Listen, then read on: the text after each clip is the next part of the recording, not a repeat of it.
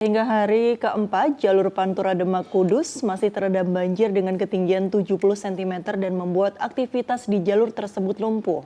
Sementara itu korban meninggal dunia akibat dampak banjir di Kabupaten Demak kini bertambah menjadi 3 orang. Korban meninggal dunia dampak banjir di Kabupaten Demak bertambah menjadi 3 orang. Minggu pagi, tim SAR bersama TNI Polri mengevakuasi jenazah korban banjir atas nama Sulastri, 80 tahun, di Desa Wonoketingal, Kecamatan Karanganyar. Dari keterangan polisi, korban tewas karena terjatuh dari lantai 2 rumah, kemudian terseret arus banjir Minggu dini hari. Sebelum ditemukan tewas, korban tengah tidur bersama suaminya di lantai 2 rumah. Namun, saat tengah malam, suami korban terbangun dan menyadari istrinya sudah tak ada di sampingnya. Jasad korban ditemukan sejauh 400 meter dari rumahnya Minggu pagi. Selanjutnya, korban dimakamkan di wilayah Tegowangu, Grobogan.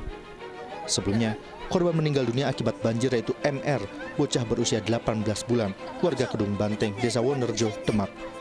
Korban ditemukan sudah tidak bernyawa di saluran air. Sementara, satu korban lain yakni pemuda berusia 16 tahun yang ditemukan tewas di dalam genangan air.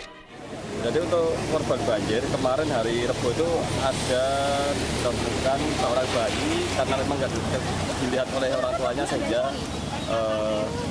masuk kemarin tidak diketahui oleh keluarga.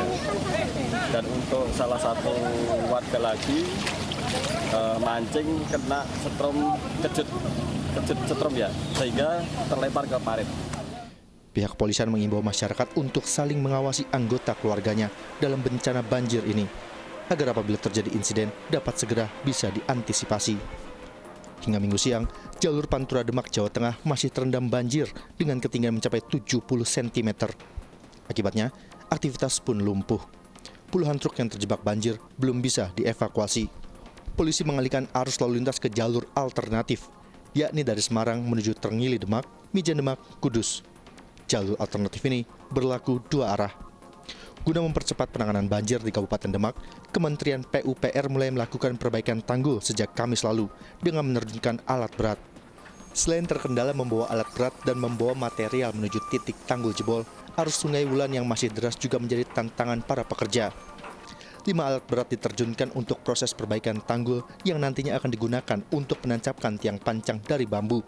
Kemudian diisi material tanah uruk. Kami melakukan penanganan darurat ada 2 yang kami kerjakan. Pertama, kami berusaha tutup tanggul yang jebol. Ada 2 titik jebol di Sungai Wulan. Satu lebarnya kurang lebih 10 meter. Yang satu 30 meter. Hingga saat ini, meski sudah mulai surut, namun ketinggian banjir di lokasi terdalam masih setinggi 2,5 meter. Banjir akibat tanggul jebol memaksa 15.654 jiwa harus mengungsi di 24 titik lokasi pengungsian yang tersebar di Kabupaten Demak dan 3 titik di Kabupaten Kudus. Sampai saat ini, jalur Pantura Demak masih lumpuh total dan belum bisa dilewati kendaraan. Hal ini membuat jalur perekonomian di wilayah ini terhambat. Ali Mustafirin melaporkan dari Kabupaten Demak, Jawa Tengah.